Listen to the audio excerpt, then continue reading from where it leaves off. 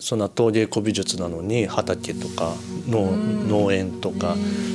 菜園園芸農業やってるのっていうことですけど、まあ似たような話でコロナになって YouTube って皆さんインターネット全体もそうやけどみんな見るようになって僕の子供たちもね。でねバッとこう YouTube で動画配信される方が増え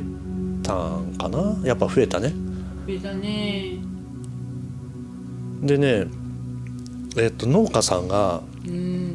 YouTube やってるのがすごい僕好きで、まあ専門でね、農業じゃなくても漁業でもそうだけど、その専門性のある動画っていいなと思って、かといって農家さんってその管理機とかちっちゃい耕運機じゃなくてトラクターなんよねみんな。で普通に農薬バンバン使う薬使うし、もうなりわいだよね。そうやね。直売所でも、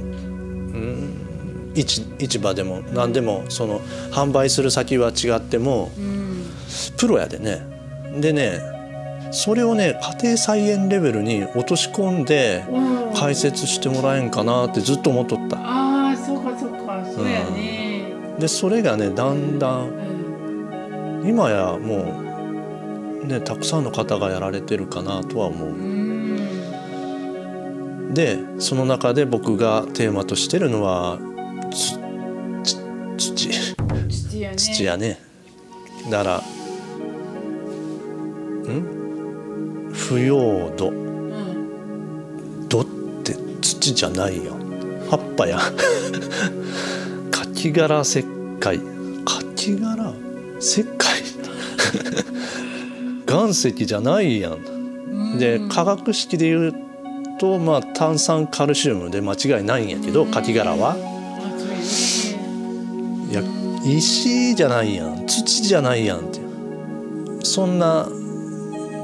なんかへりくつみたいに思えるかもしれんけど、それがねきっかけやったかもしれん。興味っていうか、特に僕中学校から家庭菜園やってたし、子供たちがまだちっちゃい頃もねお米も作っとったでね、ちっちゃいやつで、ああいうのが本当楽しくて、であえてプランターで育てるのも好きだし、で結局なんで養業じゃなくて農業、そのまあ関わるのは土やって言うけど、どう関わるのかっていう話具体的に言うと、粘土ってのは地球の長い何万年何千万年の歴史で岩石が、まあ、火山活動とかあってで風化して、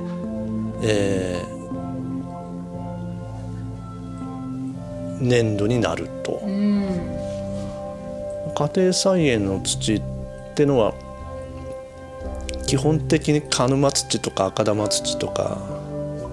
そういうあれもね関東系の土なので、わかる？関東ロームってある。だから、実際にはその地球誕生時の岩石ではない。そうやね。焼き物は基本的に、長石形石、計算分の多いそのものなので、粘りとか、粘りって可塑性っていうんやけど、畑によって本当ちょっと今ね出かけた際にも土がね地域によって全く違うよね。不思議だよねあれね。だから土作りっていうのが本当に大事じゃないかなっていうのが一番僕あれかなと。自分の畑にその陶芸に使っているもぐさ土っていうのは実際に僕入れてるので。すごいね。贅沢やね。でもそれって必要なんやね。よく言う水はけが悪いとか言うけど、その有機物じゃなくて無機物の可塑性のその補助には必要かなっていうふうには思う。あんまりそこを求めるものでもないけど、実際有機栽培無農薬栽培っていうのをあくまで僕は、いろいろそこで、実験っていうかね、いろいろやりたいなっていうのと、提案と動画を通して提案っていうのね、そこかな。はい、前回は陶芸の、絶滅危惧をなんとかしたいっていうきっかけの動画で、今回は、農業のあり方っていうのは、陶芸と同じかなとは思う。新規でね収納する若い方も今ね、僕はね、僕みたいな人多いんやないかなと思う。わかる？なんか畑やりたいけど勤めやとか、僕も実際いろんなことやってるのでできるのかなとかね、でもやりたい。でそういった、ほらアンドンでいうと朝市とか、ファーマーズマーケットって、オーガニックマーケットとかね、そういうとこで、横のつながりでさ、販売できると楽しいだろうなとかって思ってる人結構いるんやないかなと思ってね。だからそれで週末菜園、会社勤めしながら、朝勤めに行く前に畑見るとかさ、そういうね、なんかモデルも作りたいかな。それすごい、だってさ、ガチの農家さんと農協さんと、